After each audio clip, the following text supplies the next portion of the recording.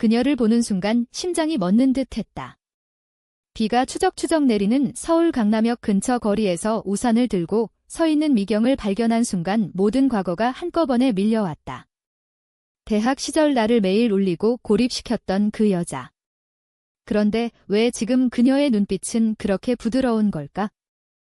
나는 마케팅 회사에서 일하는 평범한 28살 은경이었다. 매일 아침 지하철을 타고 출근하고 저녁에 피곤한 몸으로 집에 돌아오는 생활. 친구들도 몇 명 있고 가족과는 주말에 가끔 연락하는 정도였다. 하지만 마음 한구석에는 늘 대학 때의 상처가 남아 있었다. 서울의 한 대학에서 1학년 때 미경을 처음 만났다. 그녀는 2학년으로 동아리에서 리더 역할을 했고 모두가 우러러보는 존재였다. 예쁘고 자신감 넘치고 말도 잘했다. 나는 조용한 신입생이었다. 책 읽는 걸 좋아하고 수업에 집중하는 타입. 그녀가 처음 나를 불렀을 때만 해도 좋았다. 오리엔테이션에서 미경이 웃으며 말했다. 은경아, 너 예쁘네, 같이 사진 찍자. 그런데 그게 시작이었다. 다음 날부터 그녀의 친구들이 나를 피하기 시작했다. 점심시간에 자리를 비워두고 수업 후에 내 노트를 숨기고 SNS에 은근한 댓글을 달았다. 은경이는 항상 혼자 다니네, 재미없는 애 같아. 미경은 그 중심에 있었다. 그녀가 한마디 하면 모두가 따라했다. 너 같은 애는 친구도 필요 없어 보이네. 그 말 한마디에 나는 도서관 구석에서 울었다. 왜 나였을까? 나는 그저 조용히 지내고 싶었을 뿐인데. 졸업 후 5년 동안 나는 그 기억을 묻어두려 애썼다. 다른 도시로 이사할까 고민도 했지만 결국 서울에 남았다. 상처는 치유되지 않았지만 살아가기 위해 노력했다. 그런데 그날 카페 창가에 앉아있는 미경을 본 순간 모든 게 무너졌다. 그녀는 변했다. 더 세련된 옷차림에 성숙한 분위기. 하지만 그 미소는 여전했다. 은경아, 오랜만이야. 그녀가 먼저 다가왔다. 나는 우산을 꽉 잡았다. 들어가서 이야기할까, 비 맞지 말고. 나는 거절할 힘도 없었다. 카페 안 창가 자리. 따뜻한 아메리카노가 나오자 그녀가 먼저 입을 열었다. 그때 일 정말 미안해. 나도 그때는 어리석었어. 나는 웃음이 나왔다. 미안하다고? 그게 다야? 너 때문에 내가 얼마나 울었는지 알아? 매일 학교 가는 게 지옥이었어. 친구도 못 사귀고 혼자 밥 먹고 밤마다 울면서 잠들었어. 미경의 얼굴이 어두워졌다. 그녀는 커피잔을 내려다보며 한숨을 쉬었다. 알아. 나도 최근에 많이 생각했어. 너를 보면 내 자신이 싫어졌어. 너는 항상 당당해 보였거든. 솔직하고 착하고. 나는 그런 너를 질투하면서도 다른 감정이 있었어. 다른 감정. 나는 당황했다. 그녀가 계속 말했다. 해외에서 일하다 돌아오면서 그때의 내가 잘못했다는 걸 깨달았어. 너를 찾아서 제대로 사과하고 싶었어. 우리는 그날 거의 2시간 동안 이야기했다. 그녀는 졸업 후 미국에서 MBA를 하고 큰 회사에서 팀장으로 일한다고 했다. 바쁜 일상이지만 늘 후회가 남았다고. 나는 내 이야기를 했다. 상처를 극복하려고 노력하며 살아온 날들. 회사에서 인정받으려 애쓰고 가족에게는 아무 말도 하지 않은 채. 집으로 돌아오는 길 비가 더 세게 내렸다. 나는 생각했다. 이 만남이 좋은 걸까, 나쁜 걸까? 과거의 악몽이 왜 지금 나타난 걸까? 그날 밤 잠이 오지 않았다. 미경의 눈빛이 자꾸 떠올랐다. 후회처럼 보이기도 하고 계산처럼 보이기도 했다. 다음 날 아침 그녀에게서 메시지가 왔다. 다시 만나서 이야기하고 싶어. 시간 될 때 연락해. 나는 한참을 망설이다 답장을 보냈다. 좋아. 다음 만남은 한강공원 근처 레스토랑에서 있었다. 미경이 예약했다고 했다. 나는 긴장된 마음으로 갔다. 그녀는 이미 와서 창가 자리에 앉아 있었다. 오늘은 더 차분해 보였다. 은경아 와줘서 고마워. 그녀가 미소 지었다. 우리는 가벼운 식사를 하며 이야기를 시작했다. 그녀가 먼저 과거를 자세히 말했다. 대학 때 너를 괴롭힌 이유는 단순한 질투가 아니었어. 너를 보면 내 마음이 이상해졌어. 같은 여자를 좋아한다는 게 무서웠어. 한국 사회에서 그건 받아들여지기 힘들다고 생각했으니까. 그래서 너를 밀어냈어. 괴롭히면 그 감정이 사라질 줄 알았어. 그 말에 나는 충격을 받았다. 미경이 나를 좋아했다고? 그게 가능할까? 나는 그녀를 보며 물었다. 그럼 왜 그렇게 심하게 했어? 그냥 피하면 되잖아. 그녀는 고개를 저었다. 피할 수 없었어. 너를 볼 때마다 내 마음이 흔들렸으니까. 그래서 더 세게 밀어냈어. 바보 같았지? 지금 생각하면 후회돼. 나는 그 말을 듣고 마음이 복잡했다. 분노가 여전했지만 동시에 이상한 끌림이 생겼다. 그녀의 솔직함이 신선했다. 우리는 식사 후 한강을 따라 걸었다. 밤바람이 선선했다. 미경이 말했다. 지금은 달라졌어. 해외에서 살면서 많은 사람을 만나고 나 자신을 받아들이게 됐어. 너에게 상처 준 걸 평생 후회할 거야. 하지만 이제라도 제대로 알고 싶어. 너는 지금 행복해? 나는 솔직히 말했다. 행복하려고 노력 중이야. 하지만 대학 때 상처 때문에 사람을 쉽게 믿지 못해.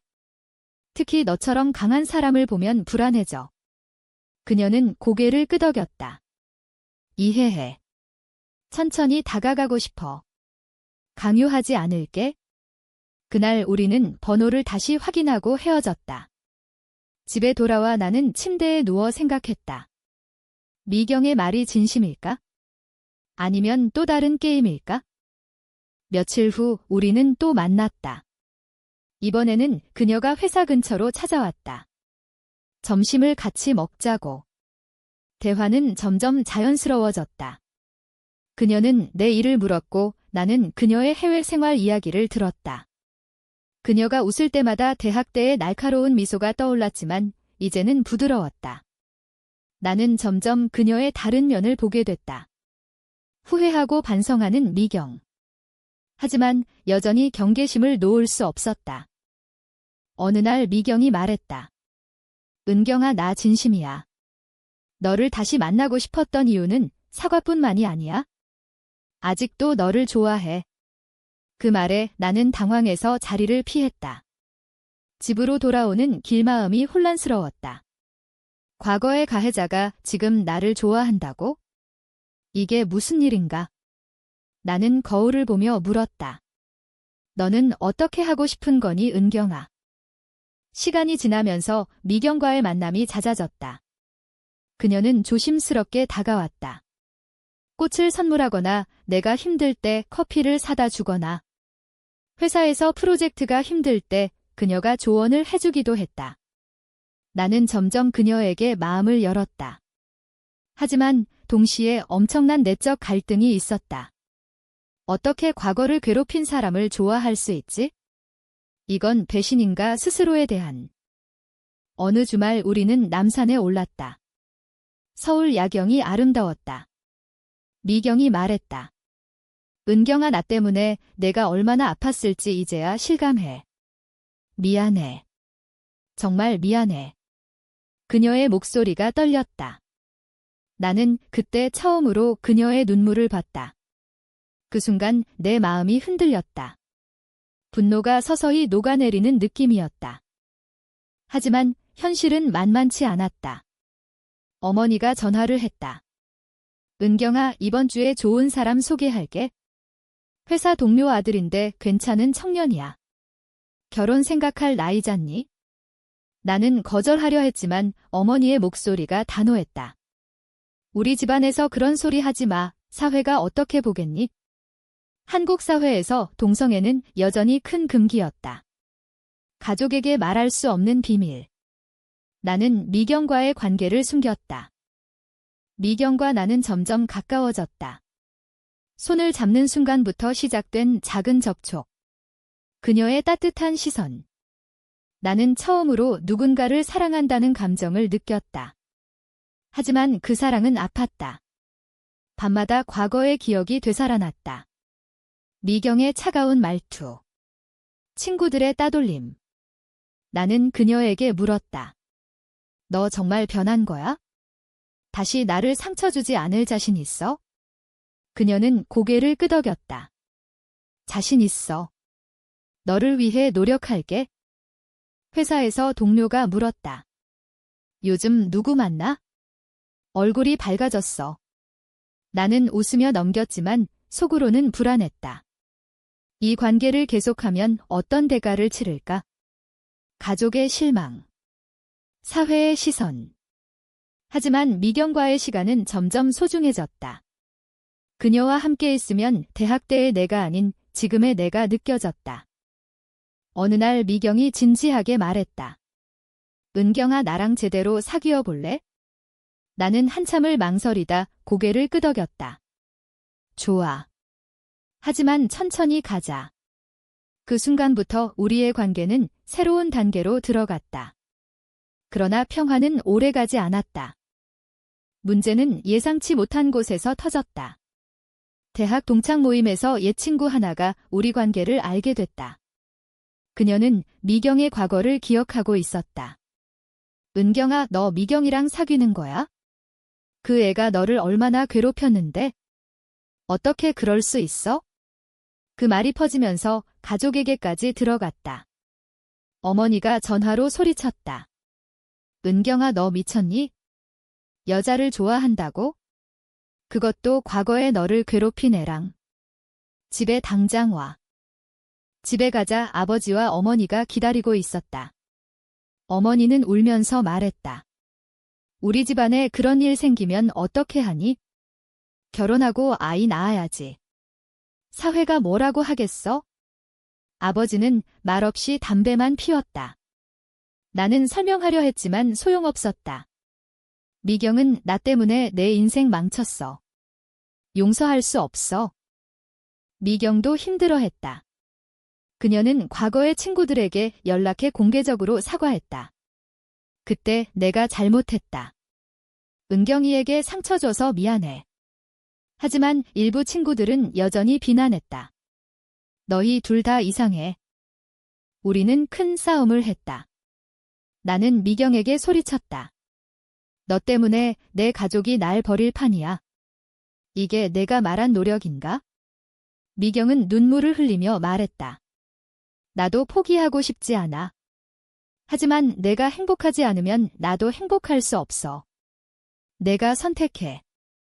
그날 밤 나는 혼자 울었다. 사랑과 가족 사이에서 선택해야 했다. 사회의 시선. 도덕적 딜레마. 과거를 용서하는 게 정말 옳은 일인가? 미경은 나를 위해 회사 근처로 이사까지 왔다. 그녀의 진심이 느껴졌지만 상처는 깊었다. 우리는 몇 주 동안 연락을 끊었다. 나는 혼란 속에서 방황했다. 결국 나는 선택했다. 미경을 포기할 수 없었다. 어머니에게 말했다. 엄마, 미안해. 하지만 이게 내 인생이야. 나는 은경으로 살고 싶어. 어머니는 한동안 연락을 끊었다. 아버지도 실망한 기색이었다. 하지만 미경과 나는 함께 버텼다.